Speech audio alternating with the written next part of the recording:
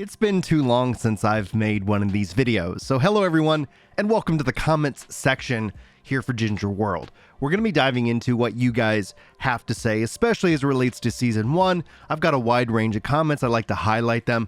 If you were curious if your comment made the list, be sure to check the description, check the chapters.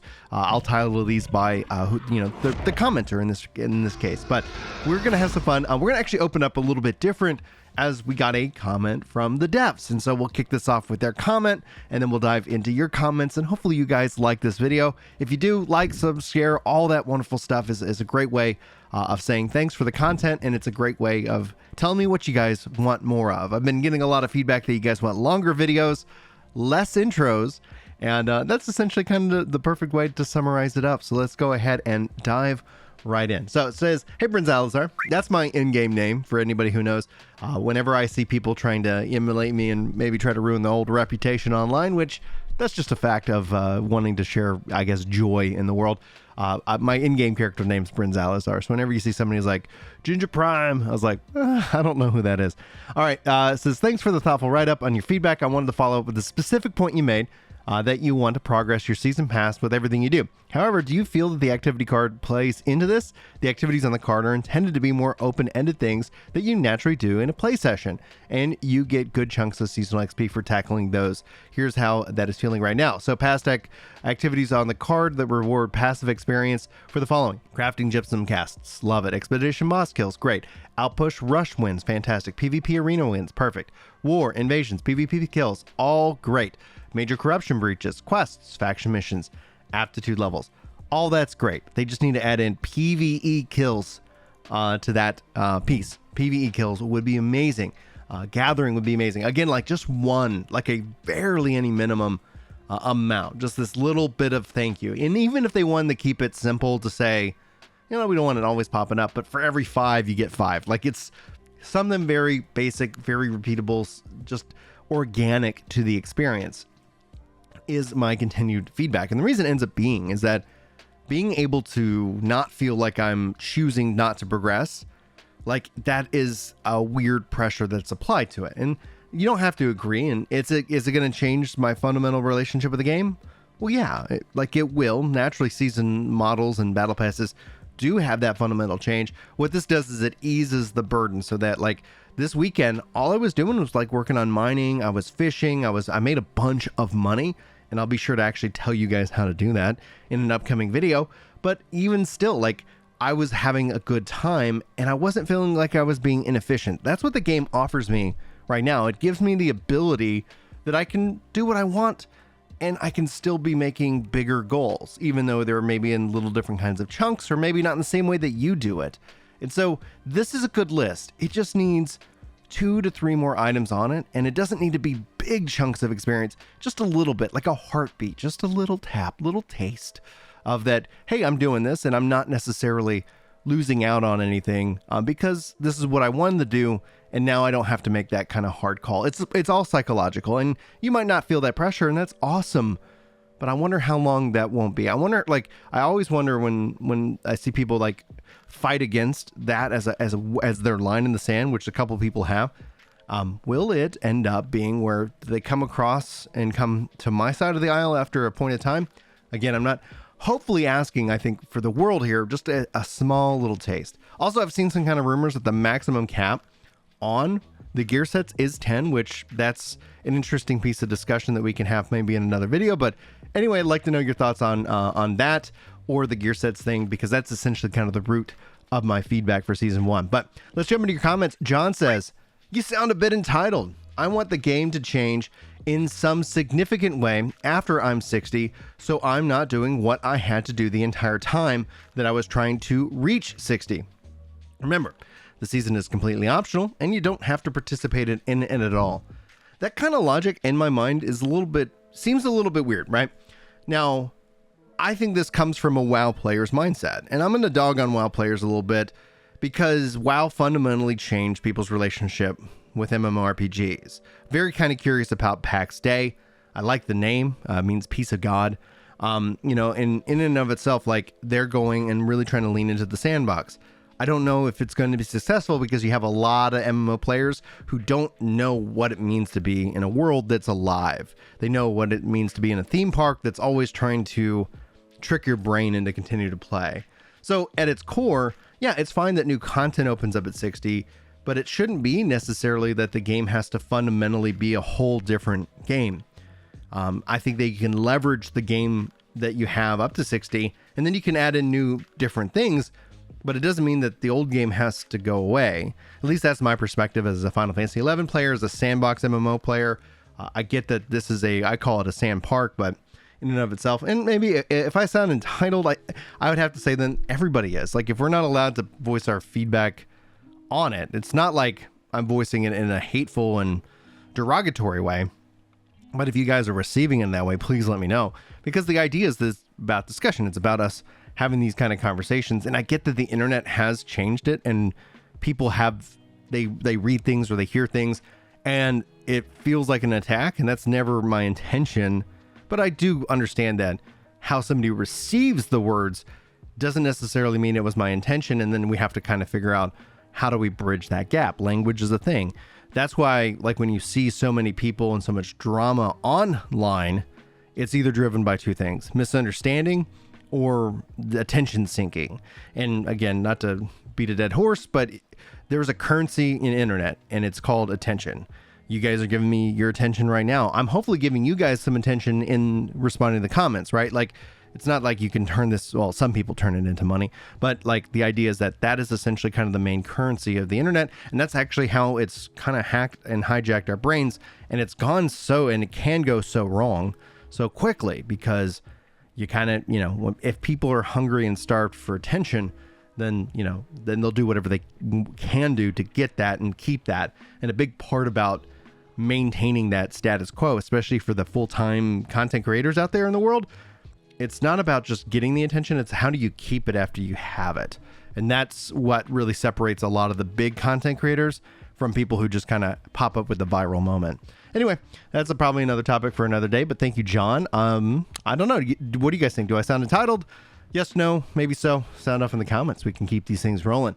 OfficialDaBaws says, returning player here. Is the economy still non-existent on legacy servers, or should I just make a new character on a fresh server? Last I saw, nothing was worth anything on my server, highest pop EU server. There was as much of anything anyone could want, and it cost next to nothing. On the flip side, there was no money to be made either. Actually, I would disagree. Lots of opportunity to be made on that. You should understand, and probably the video that I'll focus in on is how to make money off of stupid YouTubers. Maybe that's the title that I'll make it. A lot of people try to go after the big money, but what they forget is they're missing out on the gold per hour approach. You can actually make an insane amount of money, and you can get the system to work for you, and you can do it all based off of YouTubers, especially. So right now, if everything is cost nothing, buy it. Hoard it. And as soon as season 1 drops, people start returning. There's going to be a natural ebb and flow. You can profit like an insane person. So this is just kind of more economics 101. Learn to take advantage of those ebbs and flows. Don't be a seller when the market is non-existent. Be a buyer. And when the market is up, then you have all the product, and then you can sell it, and you can really kind of dominate that. Now, I would say I would probably avoid fresh start servers personally. I'm not dogging on anybody who likes those aspects, but with the mature economy, there's a lot of opportunities to make money. And I think essentially you just want to kind of look at it in a gold per hour perspective. Look for the buy orders, find anybody who's willing to have those buy orders up, and then see how much you can make per hour. And then you'll be able to start to build up that egg, be able to do that purchasing power and dominate from there. But again, I'll try to see if I can't make a dedicated video on it. I've been testing it out this weekend, and we'll go from there. Doppel Sauger says, is it okay for me to buy weapons and gear in the market when I'm low level to make it leveling faster and easier, like my upgrades to the weapons and offense? Should I save all the gold I can till level 60, then buy gear? I would say that as long as it's like from a survivability perspective, don't think about it as in terms of gold. Look at it in terms of time. How much time do you have, and how much is your time worth?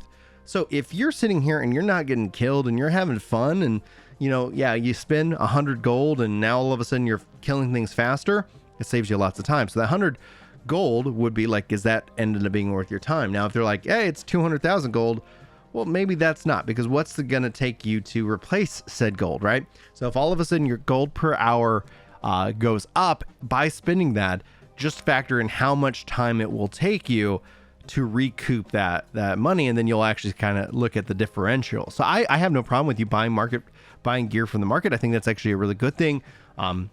That's just going to be a function of time. It's the same kind of thing. Like when people think how much should something cost, I always think how much time should it cost, and then you can do your translations. Like if you're building an RPG, if you're making your own game out there in the world, I don't price the objects in my games based off of some arbitrary gold number that you just kind of making up. Say how much time should the player play in order to be able to afford this, and then that's how you figure out your cost, because then you can see how much gold, generally speaking, on average somebody can make, and then based off of that, what's the time. Obviously, market economies and supply demand in a multiplayer game have way more effects on what the market will do, but that's how I kind of view it. So if it's going to be something that saves you time, then you'll be able to figure out how much gold you make per hour versus the cost of it. And so that's how I would kind of rate it. Unfortunately, I don't have numbers to give you specifically to the gear you're asking for, Doppler, but hopefully that is a help on the mindset there.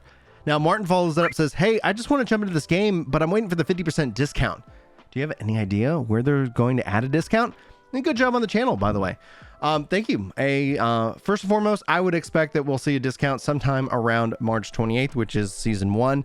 Whether that happens before, whether that happens after, generally speaking, I would venture to bet that with the seasonal model, we'll see them do discounts, promotions, marketing, Twitch drops.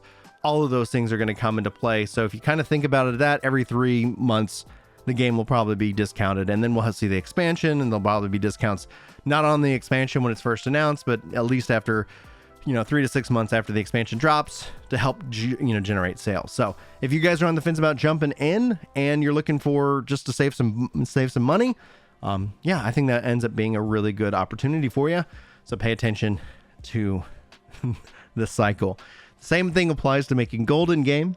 Same, like when you start to think of this heartbeat that the game has and its schedule that it has, you're going to find that there's lots of interesting opportunities that you as a player who are tuned in will be able to take advantage of, where a player who hasn't been playing or is just starting playing won't necessarily be aware of when the next update is, won't understand the hype cycle flow that all MMOs play. This principle can be extrapolated out to any MMO that has a seasonal model, which is every MMO in the modern sense. PAX Day will be an interesting thing to explore.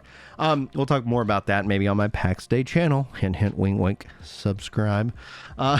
Anyway, Peter says, will season reset levels? Thinking of starting to play again. Should I just wait for a fresh start? Seasons are not fresh start servers. That's the root of Peter's question here. I would say no. I wouldn't restart. Like, I get that there's a value of that. Now, if you do so and you're having fun, you're doing it right. Don't let some words that I say ruin your fun. Like that would be the worst thing I could do as a content creator, is ruin your fun. But my hope is I can enhance your fun. And no, like it's not like a Diablo season. It's just that, hey, this is the season. It's a content offering. It's setting a tone, a cadence to content. It's setting new things to do and chase and pursue. And I think that's going to be all really good and healthy. So no, like this is also not a fresh start. And fresh starts in and of itself, I think are fine, but I think they introduce their own problems without cross-server play. And we know cross-server play is on its way. So this time next year, like fast forward a year from now, and you want to wait for a fresh start, the answer is go for it, because you're not cut off from the community or the content. You're just in your own world. And that's great. I think that's going to be really strong. Before cross-play, cross-save, I've always been hesitant of the fresh start server, because I go, well, what happens once the hype is gone? And you see what happens is the servers have to merge and all these little things. So New World's biggest, bottleneck and almost in a way handicap is its server architecture. And there's a strength to it, but the strengths don't outweigh the weaknesses, and the demand for the game doesn't justify those weaknesses. And so ultimately, cross-server OPR this summer, then we got expeditions and PvP, etc. In the winter. And ultimately, I think hopefully we can just make it to where I can invite you in and we can play. Open world, not open world, doesn't matter. That in and of itself solves the server crisis, because then it doesn't mean that you're cut off from fun or having to do server transfers and all that stuff. And ideally they can get to that. Then I think you're going to see a very healthy open world, very healthy community. These walls, I understand them from a technological perspective, from a development perspective. There's so much more data that has to be managed when you don't have those, but it's just going to be a function of time. Like, time's the theme here, and that's where we're going to go with it. So hopefully that helped answer your question somewhat, Peter. Do whatever makes you happy in this regards to have fun, because these are games. But at the same time, I have a hard time sitting here saying start over. But if that's the fun that you have, I like the investment in my character, personally speaking. So that's where, I usually come from. So hopefully that's more understandable. Now, our final question for today our final comment from today comes from TheOne. Because the changes they are introducing fundamentally change the way that I play the game, and whenever I experience that in games, I tend to disengage, and I don't want to disengage. So they say, he's quoting me in this regards, says, what? So just don't disengage. I'm so confused. If you want to keep playing, just keep playing. Adapt to the change. Change is good. It's fresh. If a game like New World never changed, it would get stale and boring. I'm all for change. I think the core aspect, kind of the ship of Theseus mindset, is if you replace every piece on the ship, is it still the original ship? Like, over time, right? The MMOs are the ship of Theseus. It's all about being replaced and upgrading. And so what I'm talking about here is the psychological pressure that is put on me as a gamer. And this is a pressure that's put on me because I also have limited time. I got kids, family, wife, responsibilities that I think enhance my gaming. That means that when I get to sit down and play and hang out, like, it is a really good experience, because it's not my life, right? It's not the one and only thing that drives me. I got to go take care of responsibilities that I'm grateful for. My wife and I couldn't have kids, and she had a brain tumor, and long story short, here we are today. We had to have brain surgery, and I'm able to have kids. It's hard. Being a parent is hard. Being a dad is hard. Being an employee is hard. Being a human being is hard, And I think those experiences enhance my gaming experiences, but it doesn't mean that I have more time to game, right? So when it comes down to it, like, when I start to feel like a game is trying to apply pressure that the real world is already on top of me, it just feels too much like a job. And just because I make content, and I appreciate you guys being here, honestly, I really do. It means a lot to me. But just because I make content, I don't want to lose the root of what makes me a gamer. I think that there's the business side of content creation, which I have massive concerns about. I've had massive concerns about from the beginning.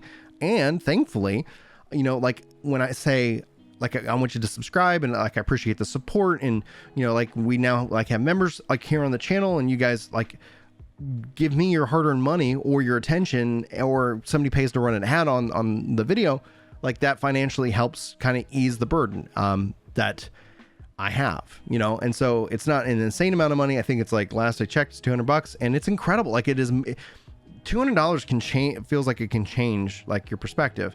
And I'm able to take that and help pay Jack to help edit these videos. And that's so amazing, because then I can make the content. I love this as a passion, but I have no intention to try and make this my career, because I love being a developer. And in fact, ultimately, if this channel is able to produce, like, and actually support my family to a degree, I would like to take that time that it would give me to actually make video games. Like, it wouldn't be like I would, quit my job and I'll be like, how can I do this and now make cool things, make even more cool things. So this is an outlet for me. This is kind of like us hanging out at the bar. This is, kind of like a friend time. I look at this as a community. And that's something that I find very valuable. However, pressures, right? Like, life has pressures. I have schedules. And so my feedback isn't about that. It's about that added pressures tend to sour my experience. And so I tend to take breaks, because I believe breaks are healthy for the player. I said, this early in 2023, like, Destiny, this is my yearly Destiny kind of check-in. I've been playing Destiny. I played Forspoken. I think it's really good. I could have kept grinding, and I still play New World every week, but I know that there was a time where, like, and there will be a time again, especially around March 28th, where it's like I log in every day versus I check in once or twice a week right now because that's the right call. That's the healthy call.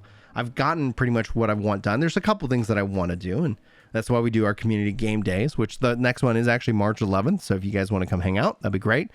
But at its core, I think there's a mindset from the content creators, and I see this time and time again, where they burn themselves out for the content because they got to pay their bills. And I don't like that relationship with gaming personally. And I don't know if any of that makes sense. You know, it's okay. I'm not complaining about being a content creator, mind you. Like, I would, if you want to be a content creator and you need help, I'm here to help you. I know how to make channels. I know how to make my content. I love it, and I'm happy to share that. I share it with tons of people. I'll go over my stats with you guys. This isn't a, oh, Brian, the content creator problem. This is Brian loves making content, but he's concerned for people who make it their whole life. I've always been concerned about that. I think that becomes, in a way, not to sit here, because my friend Chris, he's full-time content. He's over there streaming on Twitch Monday through Friday. I take over on Saturday that we announce, etc. And yeah, and he relies on y'all's support more than anything else.